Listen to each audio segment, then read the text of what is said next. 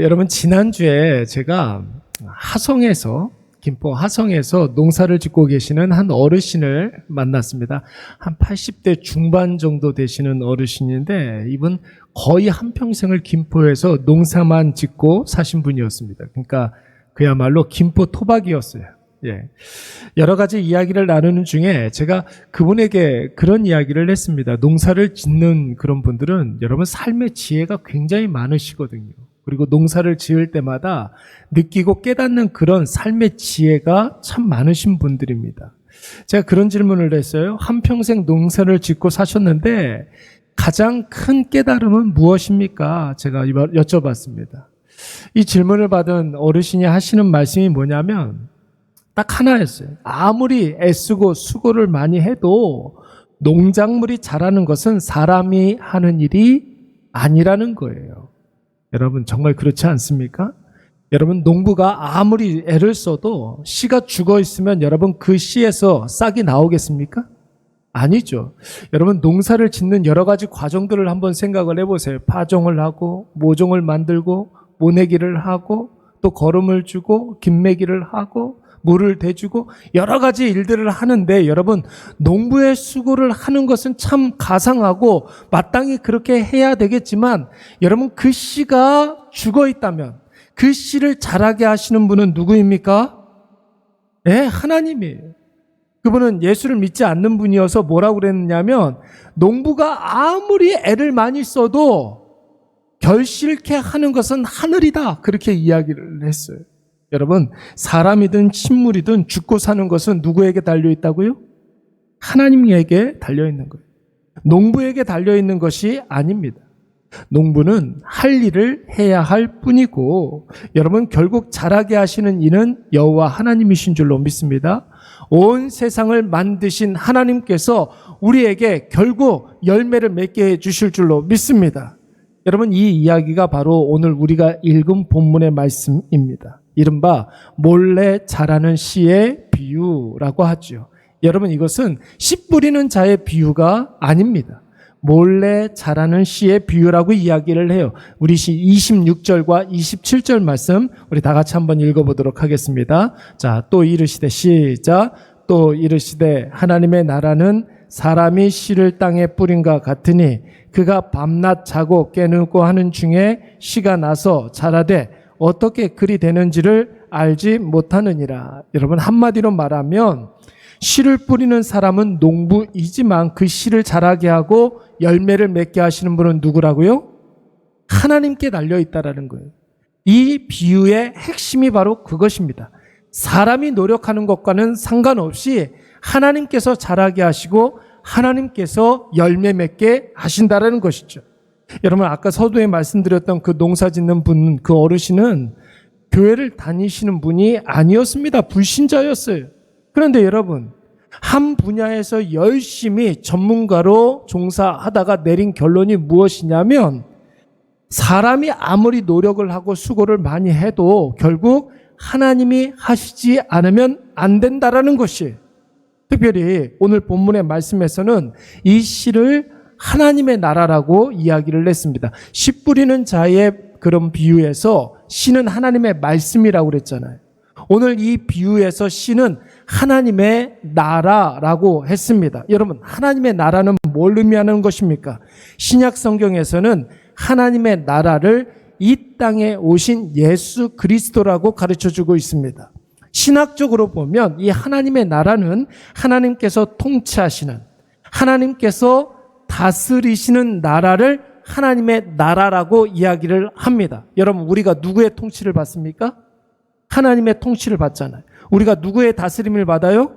하나님의 다스림을 받는 거예요. 그러니까 여러분 우리가 있는 곳은 뭡니까? 하나님의 나라라고 이야기할 수가 있는 거예요. 그래서 우리가 다 하나님의 통치를 받고 다스림을 받는 사람들인데 우리가 모여 있으면 이곳이 바로 하나님의 나라인 줄로 믿습니다.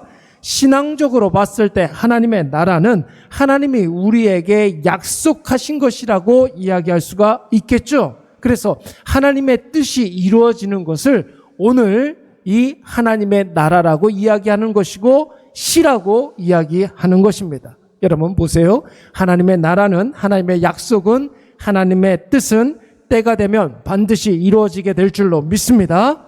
반드시 그 하나님의 나라는 지금도 자라고 있고 확장되고 있고, 그 하나님의 나라는 반드시 우리가 체험하게 되는 거예요. 그 무엇도 하나님의 나라를 막을 수 있는 것이 없고, 그 어떤 것도 하나님의 역사를 막아설 수가 없습니다. 단지 우리의 기대와 우리가 바라는 방식이 아닐 수는 있겠죠. 왜 그렇습니까? 이사야서 55장 말씀에 보니까 하나님의 방법과 우리의 방법이 다르고 하나님의 길과 우리의 길이 다르기 때문에 그런 것이죠. 그러나 반드시 하나님의 나라는 확장되고 지금도 그 하나님의 나라는 우리 가운데 임하는 줄로 믿습니다. 예수님 당시의 사람들은 구약에서 약속한 구원자가 오면 하나님의 나라가 임할 것이라고 생각을 했었어요. 구원자를 하나님께서 보내주시면 이 땅 가운데 하나님의 나라가 이루어질 것이다. 여러분, 근데 유대 사람들이 생각하고 있는 하나님의 나라라는 것은 하나님께서 우리에게 가르쳐 주신 그 하나님의 나라와의 그 개념이 달랐어요. 뭐냐면은 하나님의 나라가 임하게 되면 다윗과 같은 아주 강력한 군주가 나타나서 자신들을 지금 압제하고 있는 로마를 몰아내고 유대 민족이 전 세계를 호령하게 될 그날이 다시 돌아올 것이다. 그렇게 생각을 했어요. 다윗 시대가 도래하게 될 것이다.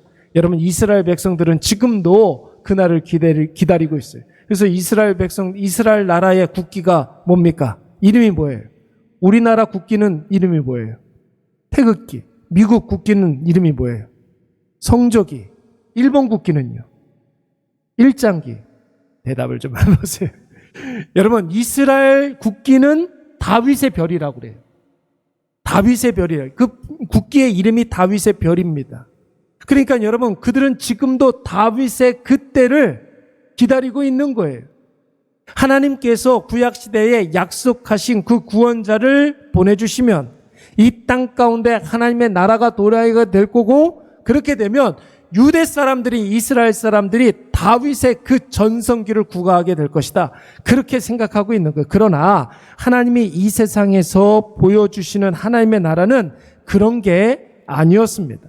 정권이 전복이 되고 악한 자가 심판을 받고 선한 자가 승리하고 없던 것이 갑자기 생겨나고 어려운 문제가 저절로 해결되는 그런 개벽천지의 변화를 말하는 것이 아니에요. 어떻게 그리 되는지를 알지 못하느니라. 오늘 본문에서 그렇게 이야기하고 있잖아요. 사람이 눈치채지 못할지라도 하나님의 뜻은 하나님의 계획에 맞춰서 하나님이 정해놓으신 일정한 과정과 속도에 맞춰서 하나님의 뜻이 이루어지는 줄로 믿습니다. 우리가 눈치채지 못할 수가 있어요. 우리가 모를 수 있어요. 우리가 느끼지 못할 수가 있는 거예요. 여러분, 교회를 한번 생각을 해볼까요? 성경에서 교회는 하나님의 나라를 상징하는 것이기도 해요. 여러분, 우리가 구성하고 있는 이 일회교회가 하나님의 나라를 상징하고 있는 것입니다. 여러분, 교회를 한번 보세요. 하나님이 주인이 되어주시고 하나님이 다스리시는 하나님의 자녀들이 모인 곳이 바로 이 교회이잖아요. 그런데 여러분, 역사적으로 봤을 때 교회가 계속 부흥만 하고 계속 발전만 한 것 같습니까? 그렇지 않았어요, 여러분. 어느 시내, 어느 곳에 교회이든지 권력자에게 핍박을 받는 일들이 있었어요. 사람들에게 누명을 썼던 적이 있었습니다. 누가 보더라도 각 시대마다 교회는 금방이라도 망할 것 같이 보였습니다. 왜냐하면 각 시대마다 교회는 늘 핍박을 받았기 때문에 그런 거예요. 늘 누명을 썼기 때문에 그런 것이에요. 그래서 모든 사람들이 교회 저거 금방 망할 것이라고 생각했습니다. 로마 시대에는 핍박 때문에, 중세 시대는 자기들 나름대로의 어떤 부정과 부패 때문에, 산업화 시대 때는 물질 만능주의 때문에 교회는 금방 문을 닫을 것이다. 현대 어떤 이후에는 이데올로기와 인본주의 때문에 교회는 다 망할 것이다. 모든 사람들이 다 그렇게 생각을 하고 있어요. 지금 AI 시대를 살고 있지 않습니까? 지금 이 AI 시대 때에도 교회가 제일 먼저 망할 것이다. 사람들이 그렇게 생각하고 있단 말이에요. 여러분, 어느 시대든 간에 교회는 핍박이 없었던 적이 없었습니다. 사람들이 교회를 욕하지 않은 적 없었어요. 지금 이 시대에 교회가 욕을 먹는 것 하나도 이상한 일이 아닙니다. 그래서 여러분, 교회가 무너졌습니까? 교회가 망했어요? 오히려 하나님의 교회는 계속해서 죽은 영혼을 살려냈고 예수 그리스도의 복된 소식을 전하고 나누고 그리고 입증했으며 오늘날 우리 자신이 교회가 된 줄로 믿습니다. 여러분, 어떤 목사님이 그런 이야기를 하더라고요. 성도들의 고민을 이렇게 듣고서 유튜브에서 그 고민에 대한 솔루션을 이야기해 주는 목사님인데 그분이 그런 이야기를 했어요. 어떤 성도가 어떤 교회를 다녀야 될지 모르겠습니다. 그렇게 질문을 했어요.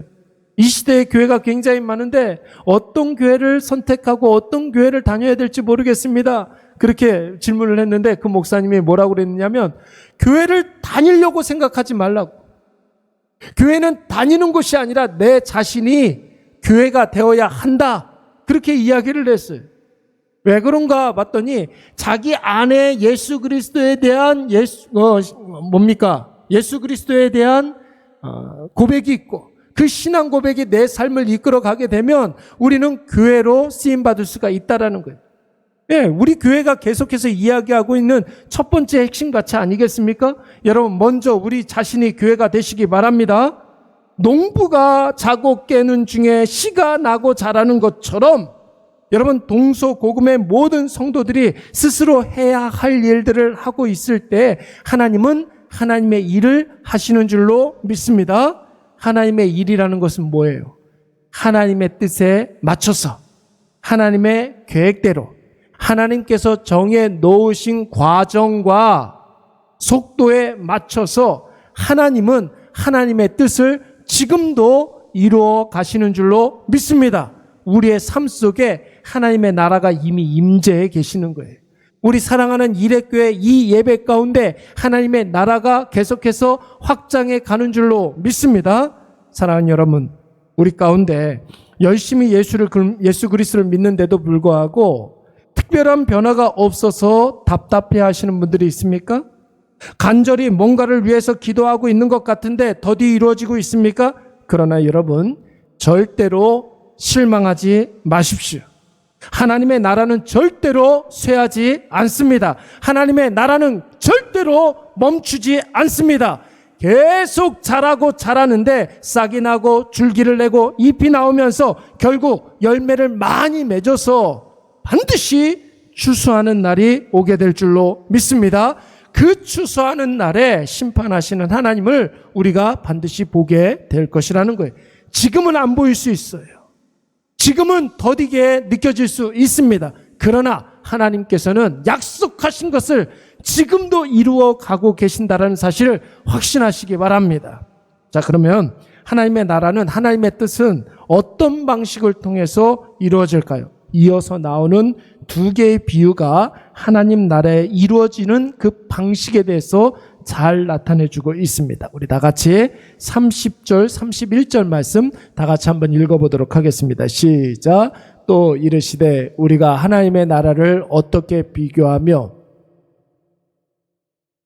겨자씨 한 알과 같으니 땅 위의 모든 씨보다 작은 것이로되. 무슨 비유냐면 겨자씨 한 알 비유라고 이야기합니다. 하나님의 나라는 뭐처럼 자란다고요? 겨자씨 같이 자란다고 그랬어요. 여러분, 지금이야 겨자씨보다 더 작은 씨앗들이 굉장히 많이 있지만 여러분, 예수님 당시에 많은 사람들 작은 것의 대명사 하면 제일 먼저 겨자씨를 떠올렸다는 거예요. 작은 것을 이야기할 때는 항상 겨자씨를 비유로 이야기했습니다. 여러분, 무엇을 의미하는 것일까요? 하나님의 나라는 아주 보잘것없는 것으로부터 온다는 것을 여러분 믿으시기 바랍니다. 하나님의 나라, 그 영광스러운 하나님의 나라는 가장 보잘것없는 것, 가장 연약한 것, 너무 작아서 눈에도 보이지 않는 거기에서부터 시작된다는 거예요. 예수님이 이 세상에 어떻게 오셨습니까?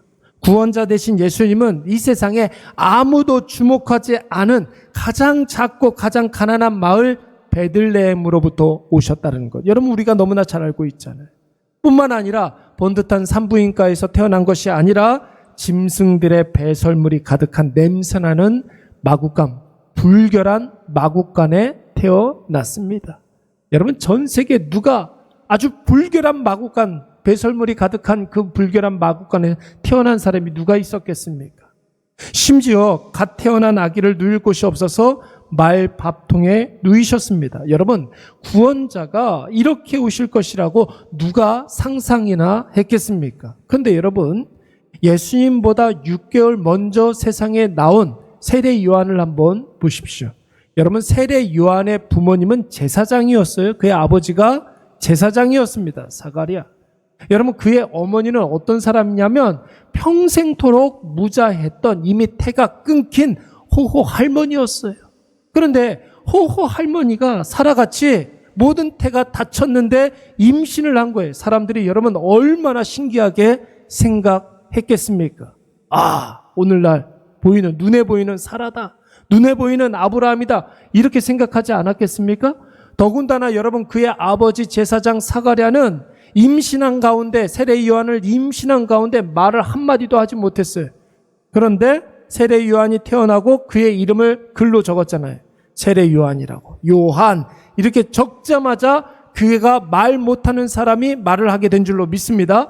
그래서 여러분 세례 요한이 태어났을 때 주변에 있는 사람들 온 유대가 떠들썩했습니다.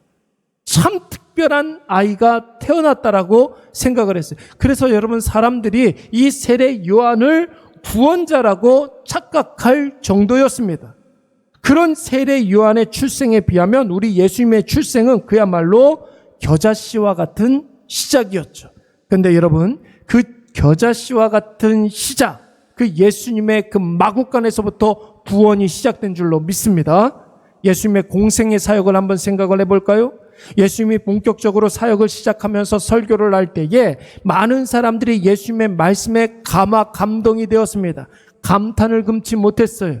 정말로 그 말씀에 권세를 느껴지고 권능이 있다라고 생각을 했습니다. 그래서 예수님이 설교를 하시면 기적이 나타나고 예수님이 증거하는 하나님의 나라에는 권능이 나타나게 되었어요. 그런데 여러분 정작 예수님이 구원자이심을 믿는 사람들은 별로 없었어요. 말씀의 은혜도 많이 받고 말씀에 감격도 하고 기쁨도 누리고 그랬었는데 예수님이 하나님의 아들로 이 세상에 오셨다는 사실을 믿는 사람들이 별로 없었습니다. 왜 그랬을까요? 예수님은 그때 당시에 랍비 정규 학교를 나오지 않았기 때문에 그런 거예요. 학벌이 미비했기 때문에 사람들이 예수님을 믿지 않았어요. 게다가 예수님은 어디 출신이에요? 나사렛 출신이에요. 갈릴리도 낙후되었는데 낙후된 갈릴리보다 훨씬 더 낙후된 나사렛 출신이기 때문에 예수님을 처음부터 무시했습니다. 그리고 그의 아버지는 누구입니까? 목수예요. 사람들이 목수를 굉장히 천하게 생각했어요. 그때 당시에.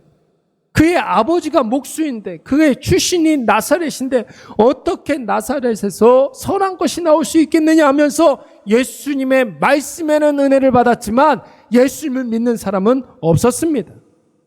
또한 예수님이 데리고 다니는 사람들을 면면을 한번 보시기 바랍니다. 예수님과 함께하는 사람들 중에 여러분 고관 대작이 있었습니까? 지체가 높은 사람이 있었어요? 그런 사람 한 사람도 없었어요. 만약에 권력을 가진 사람, 돈이 많은 사람, 이런 사람이 예수님의 제자였다면 사람들은 과연 예수가 어떤 사람이기에 저렇게 훌륭한 사람이 예수님의 제자가 되었을까? 이렇게 생각했었을 거예요. 그런데 여러분 예수님과 함께하는 사람들은 일자, 무식, 어부, 지탄받는 세리, 과격한 열심당원, 피 섞인 혼혈아, 놀고 먹던 백수들 이런 사람들이었습니다. 근데 여러분 이런 사람들 모아놓은 것도 참으로 웃긴데 이런 사람들 가운데 한 사람은 예수님을 배반해버렸어요. 그러니까 주변 사람들이 집안 꼴 잘 돌아간다. 아유 저런 사람들 모였으니 저런 꼴이나 당하지. 이렇게 손가락질 했던 거예요. 여러분 누가 이런 사람들을 주목하겠으며 누가 이런 자들을 믿겠습니까?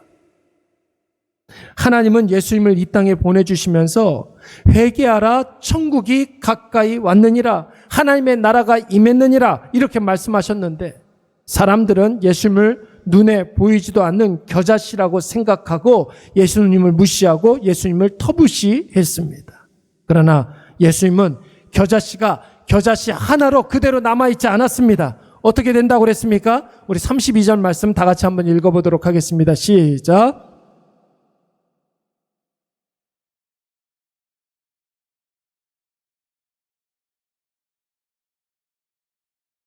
아멘. 여러분 사실 겨자씨가 막 아름들이 막 느티나무 같은 은행나무 같은 그런 큰 나무가 되는 것은 아닙니다.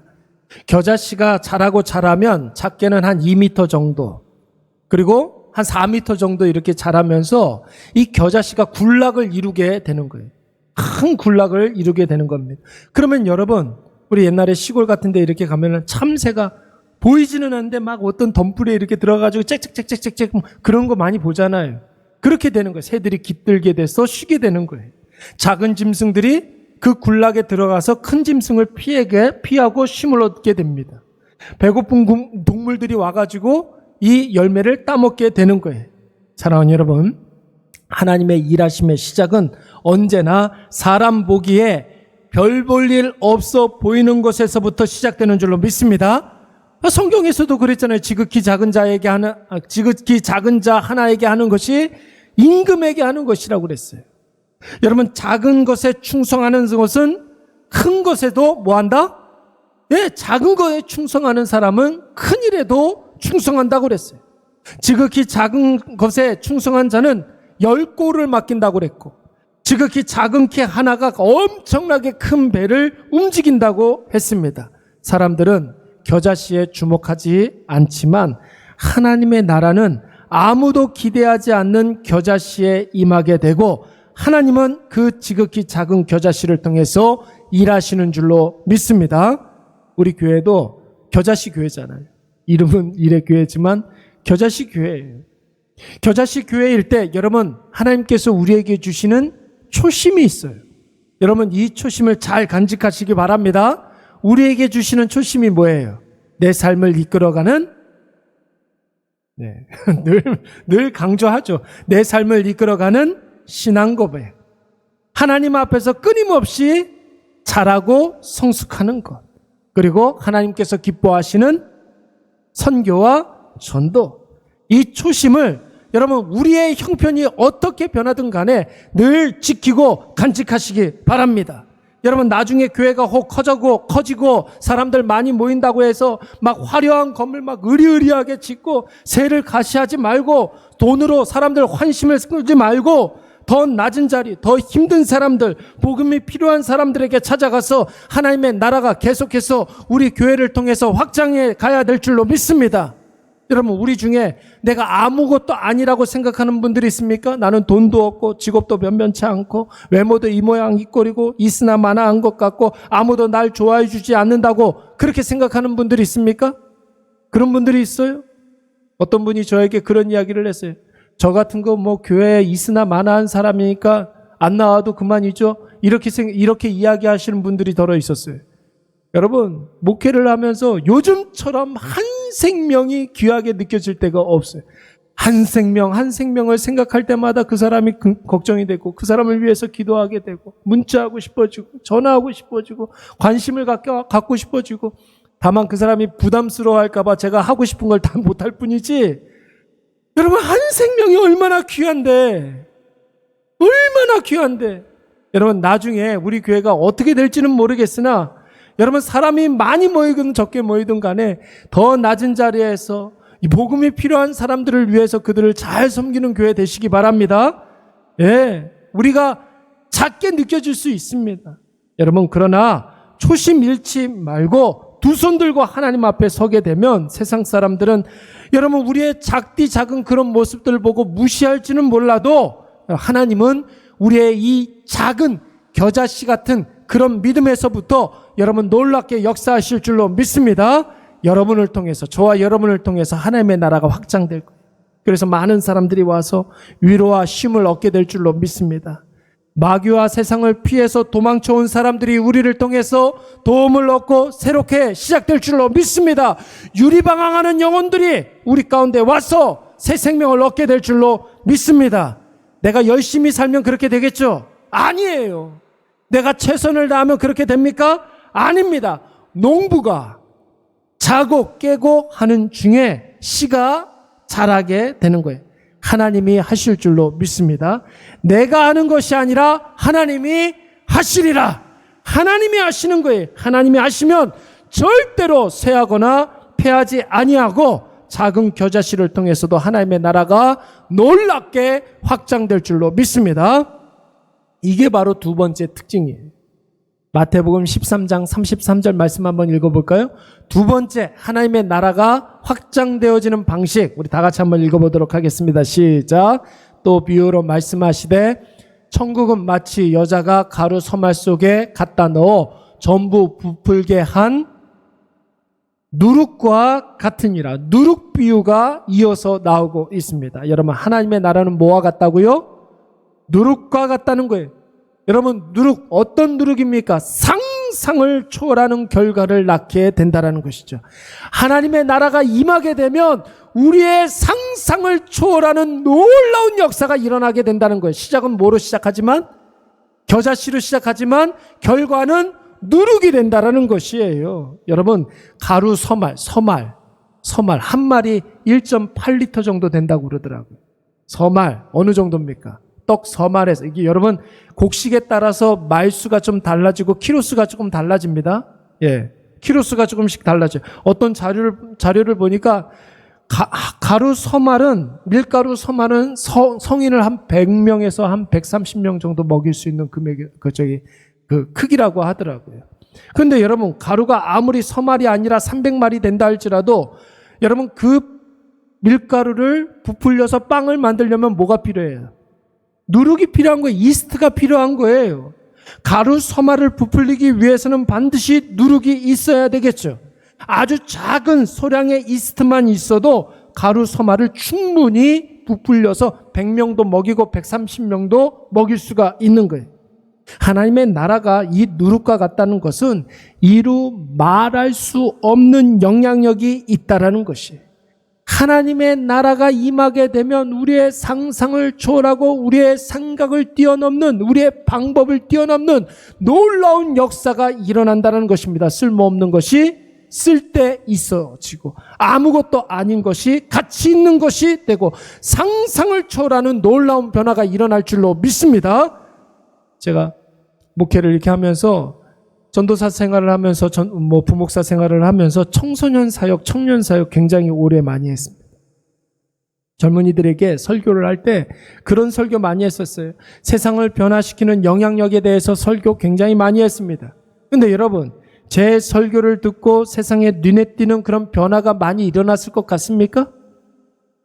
별로 그렇게 일어난 것 같지가 않아요. 여러분, 여러분들이 이름만 들어도 알 것 같은 제 제자가 있을까요, 없을까요?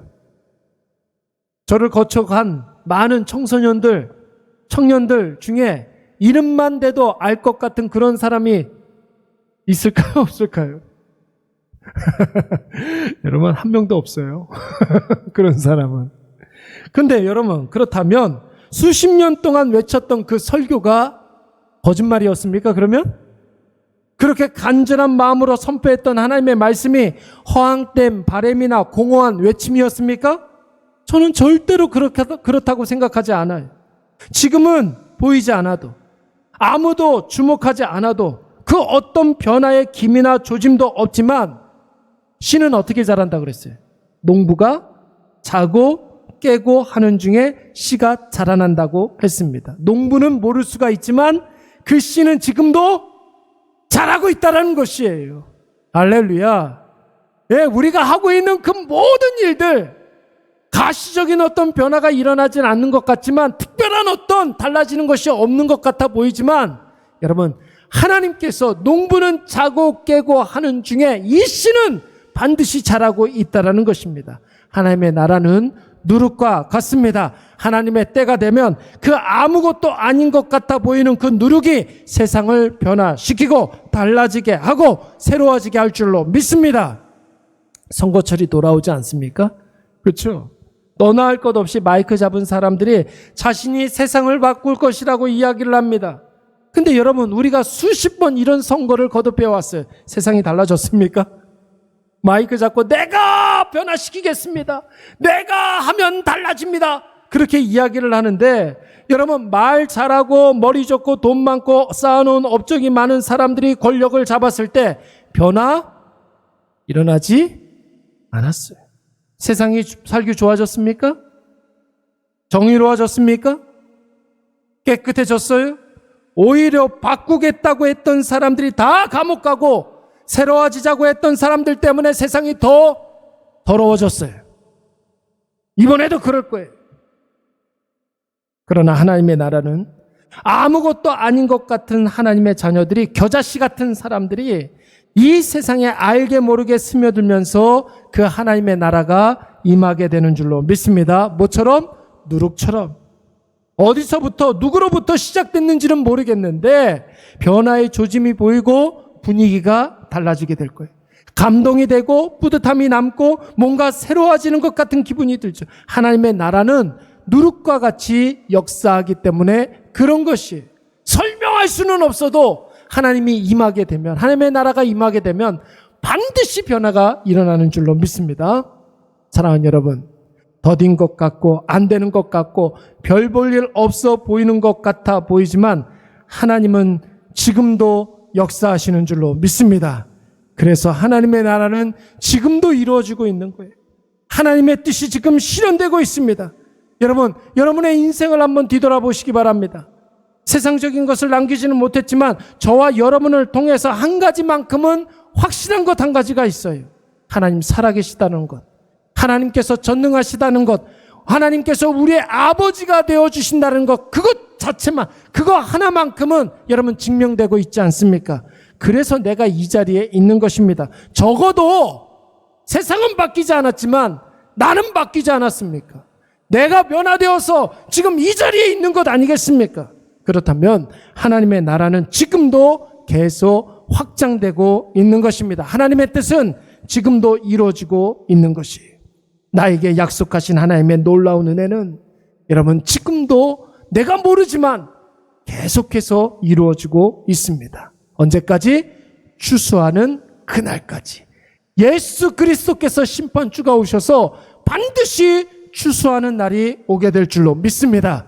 이것을 오늘 꼭 기억하셔서 나 자신이 아무리 작은 겨자씨라 할지라도, 눈에 보이지 않는 누룩이라 할지라도 그런 날을 통해서 놀라운 역사가 일어날 것을 여러분 확실하시기 바랍니다.